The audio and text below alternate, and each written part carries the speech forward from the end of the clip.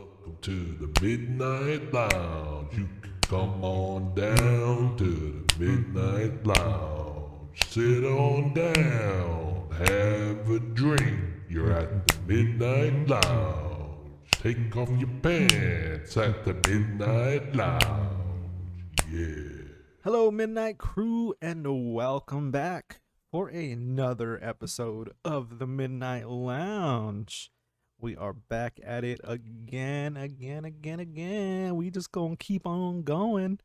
And before we get into today's episode, I do want to make a quick announcement here. And this goes out to all of the parents out there, all the moms and dads with kids. I do have a friend that they consider to be a book lady. Now, she is a consultant for a company called Usborne Books and More. And what she does is she sells books from the time that they're babies all the way up until their teenage years. So even if you have a kid that's in their teens, preteens, getting in that area, and they love reading, or you just want them to be educated and read books because you might enjoy reading books and you want them to be able to read books in their age genre, I guess you can say. um, you can now help my friend out by speaking with her, and she can actually place a book order for you, as well as answer any questions related to those orders. And what's awesome is not only does she sell books, but she does host or throw parties of your own for your young reader. By hosting or throwing a party with my friend, you have the potential to earn free books from the company, and she will also offer incentives for anyone that books a party with her. So that is another great benefit for you, parents out there that want to host a party for your kid, and you want to have the potential of earning other incentives and want some free books along the way as well. Even if you want to just place a book order and you don't feel like really participating in hosting a party, you still can receive a gift for your own, um, or as a gift for other young readers as well. So not only do you have the potential to earn gifts for your own child, but you have potential to earn gifts for maybe a friend's kid, or a nephew or niece or a cousin, someone else. And so yeah, that's pretty much what she does, what she can offer for you. I will leave all of her information in the description. And if you are wanting to get in touch with her, or just want to look at the books that she has available for you to purchase, all that's going to be in the description below. And you can definitely check it out if you really want to. But yeah, if you are a fan of books, even if you don't have kids, maybe you just want to buy some books for yourself, maybe you are a fan of a nice, children's classic book whenever you were growing up, and maybe you just want that book for yourself. Hey, go on over and place an order with my friend, and she will be excited to help you out with that.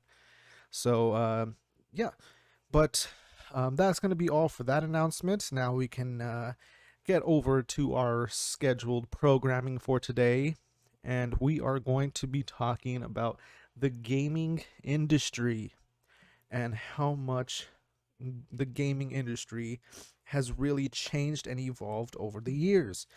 And this is something that I think I touched on a little bit when we did our VR episode. You know, gaming industry has been around for a very long time now, and is going to continue to be around for a very, very long time. And it's crazy to think about the beginning of the gaming industry, like the beginning of games. I mean, you know, you're thinking of the Atari, the Nintendo, um, what else? The ColecoVision. I know there's probably some older ones out there that I can't really think of off the top of my head. I mean, you know, you got the classic games that started everything, right? They revolutionized something that was never really brought to the human existence. It was something that was, you know, never really thought of, and was like, hey, you know, this could be something big. And whoever decided on making these video games a reality is a genius, because they started something that we didn't even know that we needed until we got our hands on it ourselves. And it's amazing to see how far the game industry has you know, evolved since then. I mean, now we're, you know, PlayStation 5, we're on the 5th generation of PlayStation, and you know, with the new Xbox, I mean, you know, it's crazy to see exactly where the gaming industry is going. It's exciting to see. It just keeps getting better and better. I mean, it was crazy growing up as a kid, and you know, owning a Nintendo 64 system. And back then, like, that was, to this day, I still believe the 64 is one of the greatest consoles of all time. I feel like a lot of the games that we play now kind of took their inspiration from the 64. I mean, from what I can remember, the 64 was the one that kind of brought the 3D images of video games to life. I don't think there was another console at that time that had like these kind of 3D looking graphics in games. I think the Nintendo 64 was the one that kind of put, you know, these 3D kind of looks into video games. And since then, I mean, you can see that now, you know, almost every video game is 3D in a way. I mean, it's not like 3D or it's like jumping at you, but it has like that, you know, that 360 concept where, you know, like these characters are actually, you know, in in a form kind of like a movie, you know. I don't know how to really word it the right way. I can't think of words right now for some reason.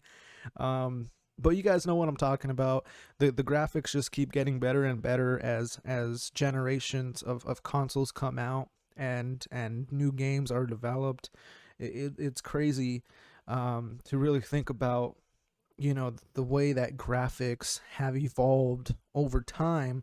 I mean, you think back to, you know, the basic game of Pong, where it was just two sticks and a little dot going back and forth between each side of the TV screen. And now you're jumping into, you know, a game like Call of Duty, where it's a, you know, very intense war game where you're shooting and you're jumping out of planes and parachuting and, you know, all these crazy things. Like, to think of a simple concept developing into something that we all know and love today. It's fascinating to kind of see that evolution in games. And again, now we're starting to see VR come up in a big major way. And you know, I feel like a lot of games are going to start being developed on VR a lot more, since the VR is, you know, a kind of like a major thing right now. I mean, not only are games coming to VR, but a lot of different things, business wise. I know, like, they're starting to bring a lot of cryptocurrency things over to the VR, and you know, a lot of daily activities can now be done in VR, and that's something that we talked about in the previous episode about VR. But it's crazy to see, what the gaming industry has brought. I mean, from back in Nintendo, Super Nintendo days, all the way up until now, the Nintendo Switch.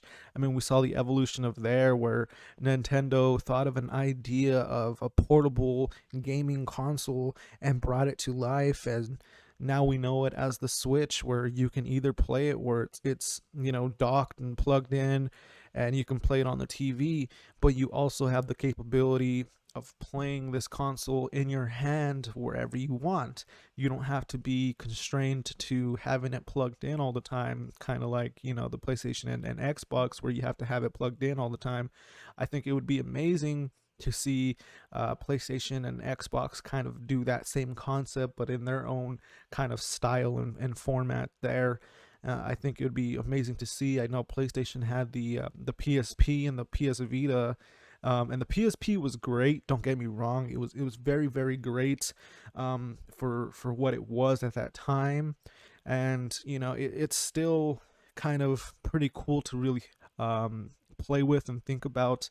The PS Vita had so much potential, but there was a lack of really interest with the Vita. I mean, you think about the Vita, and it didn't really have much to it, and it had potential to be something really great, but I feel like Sony kind of just let it die in a way where it didn't really stand much of a chance to be something that it could have been. It had a potential to be something a lot more than just this basic handheld little device. It had potential to be like this, portable gaming console, before the Switch even was a thing. And, it missed out on some potential. I mean, what other gaming device at the time did you know to have besides, like the Game Boys? But I mean, Game Boys were on another concept, another level on its own. But I mean, we all know, coming from Nintendo, that they're coming out with these revolutionary things.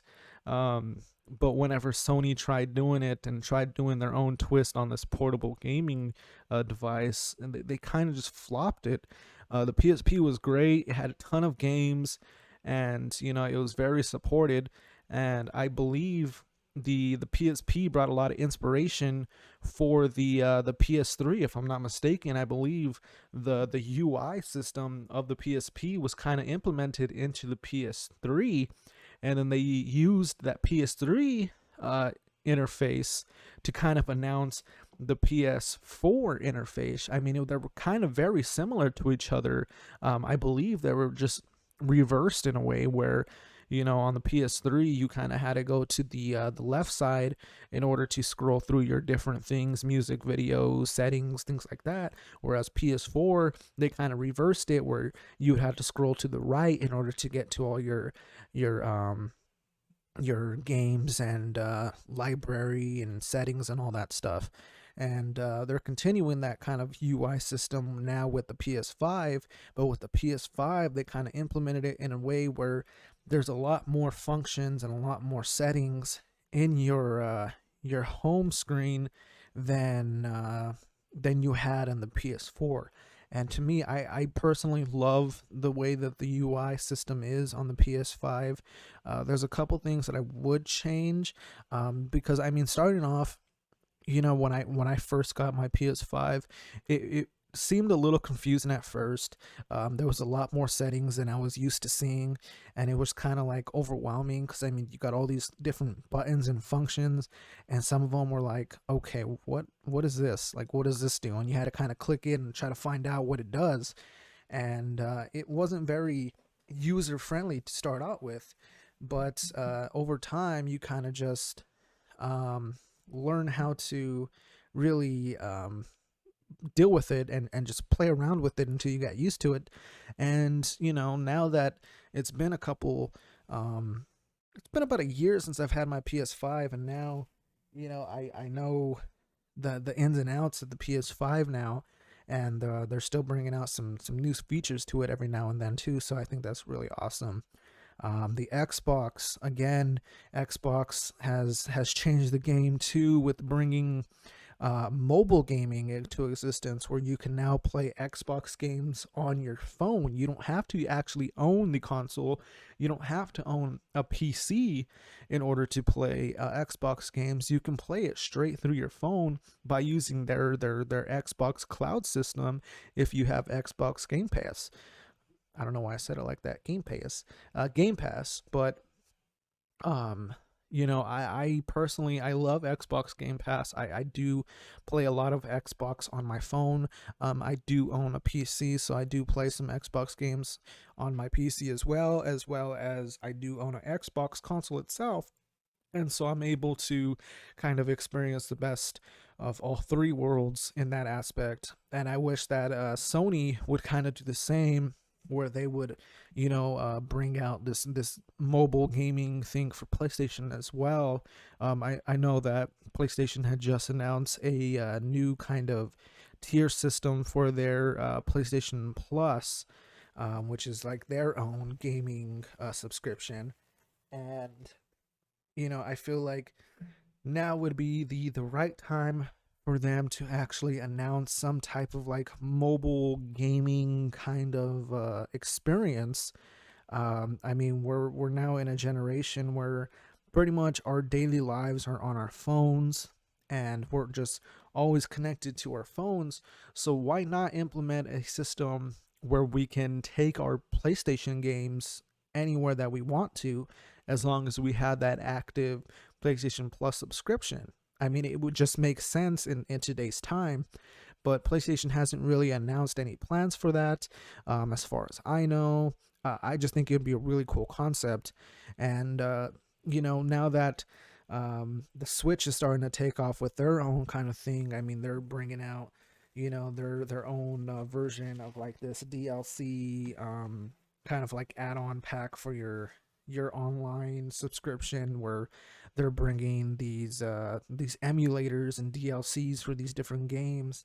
And I think that's a really cool console, like a really cool development there, subscription service as well. And Nintendo is kind of like working on their own thing, because Nintendo's just, it's a really awesome like console itself. Like I personally love Nintendo consoles. I think the only one that I didn't really like so much was the Wii U, and I feel like a lot of us out there kind of feel the same way about the Wii U. It just wasn't really one of those that we all kind of enjoyed. I mean, it was cool at first. The Wii, the Wii Sports. I mean, everyone knows what Wii Sports is. That kind of like revolutionized a lot of things.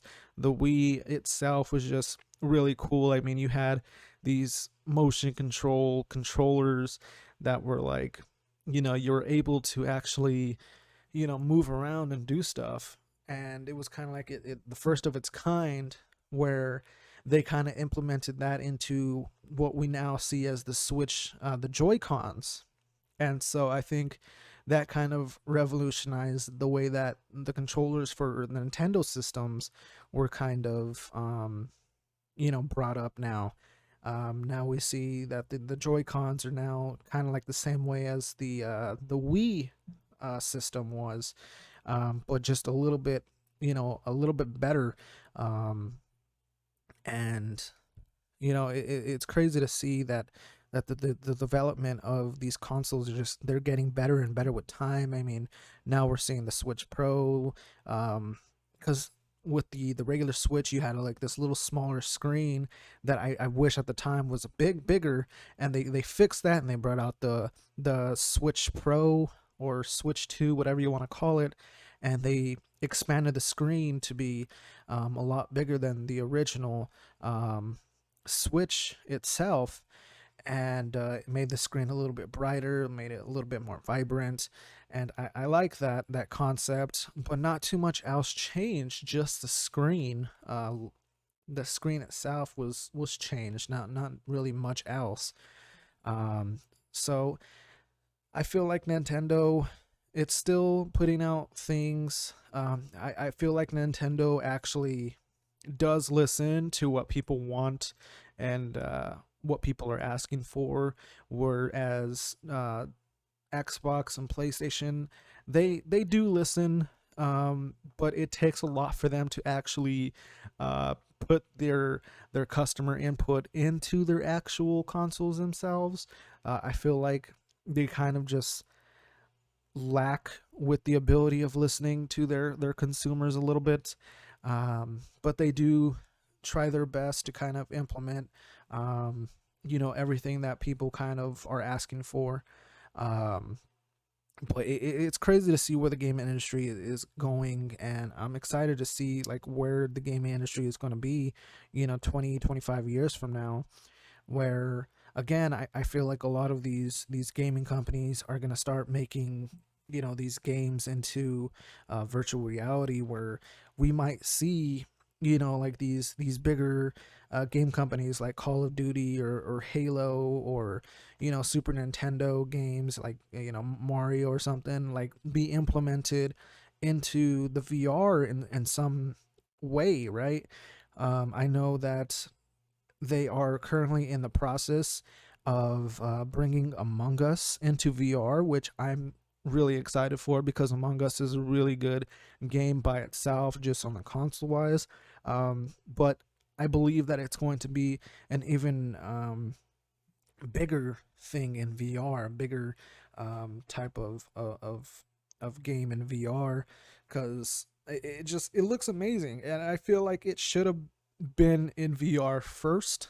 And that's just my opinion, as I feel like the game is set up to be a great VR game itself, and I'm excited to see that. And I know that they are also in development of the bringing what's it called, the San Andreas um, title from Grand Theft Auto into VR. They're gonna implement that game into VR, which I'm still not too sure how to feel about it. It does seem like a cool concept to do, but again, how do you take a game like Grand Theft Auto and implement it into VR for it to work so well? I mean, think about how driving a car is gonna be, or if you were to implement like cheat codes, like are cheat codes still going to be a thing in that? Or are you going to have to do everything legitly? There's some missions, on the game where you're having to ride a bike. How is that going to work? Um, it's things like that I have questions about. Like, how are you able to do all these things? Like, how are you going to have the ability to change um your weapons? How are you able to do these jumping things? Like, how are you able to like jump gates? How are you able to do like just like these little things that are part of the game? And that's one of my biggest concerns with that one. But it is a really cool, interesting um kind of like a development. I mean, I guess we'll have to wait and see how they kind of implement all those controls into VR.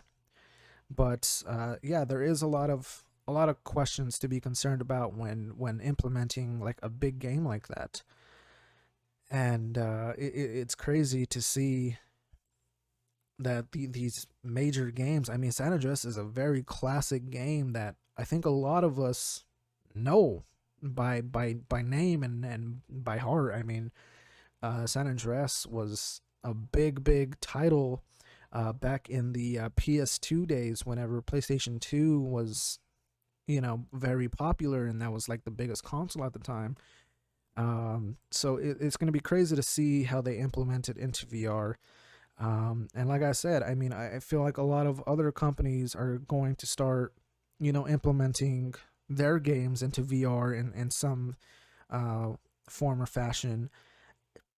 And I'm looking forward to seeing how they actually do that, and hopefully it is a success, because I know a lot of VR games can be implemented in a way and still not be as playable as they are like on consoles. So I hope that we see a lot of successful big name titles come to VR, and I hope that they are enjoyable to play, and hope that they are able to be worked out in some way. But it's crazy to see just the development of the games in general. I mean, we can go on and on about, you know, the evolution of the graphics on how well they are. And I mean, just think about, you know, 20-25 years down the line, how much better these graphics are gonna be. I mean, it's gonna be like pretty much watching a movie. And that's gonna be cool, is when, you know, we're not gonna know if we're watching a game or watching a movie. You know, it might feel like we're just like watching a regular movie. Same with like sports, we might just feel like we're watching, you know, sports on TV rather than actually playing a game. Like it's getting there, and some of these games now, they do feel like that, where, you know, taking a quick glance, it might seem like you're just watching, you know, a movie or watching sports. But if you know, really look at it, you know, and really concentrate on the screen, you'll see that it's just a video game. But yeah, it's crazy to see the evolution of graphics and just the evolution of consoles together, bringing all these features and making things faster, and, you know, less loading times, and, you know, things like that. It's crazy to see that the evolution of consoles, it just keeps getting better and better with time. And the consoles themselves are getting bigger too.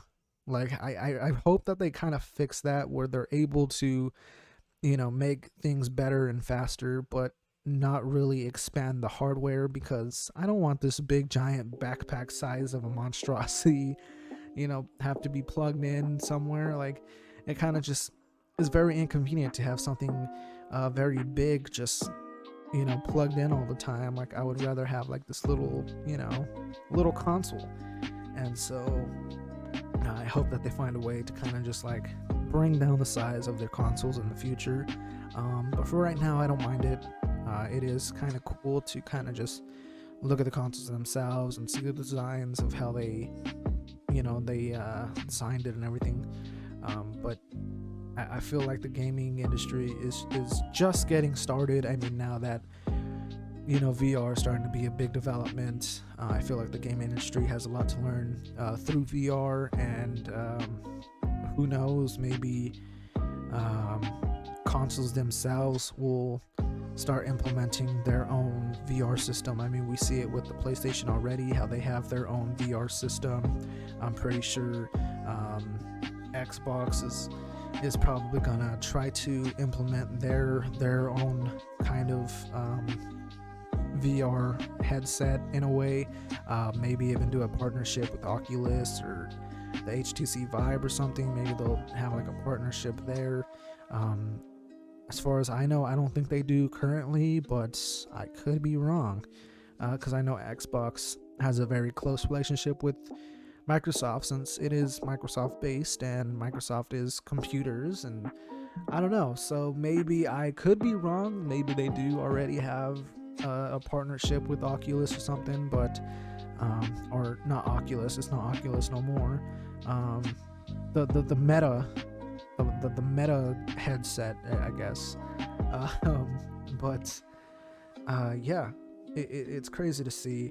And you know, I can go on and on, but I feel like this is a good stopping point. I want to know what your guys' thoughts and feelings are. What was your greatest game? What was your greatest console that you think ever existed?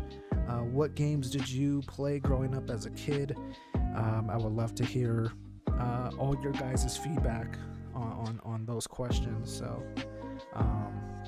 hope you guys enjoyed. If you did, smack that like button. Let me know in the comments if you enjoyed this one, and I look forward to seeing all your feedback for this one.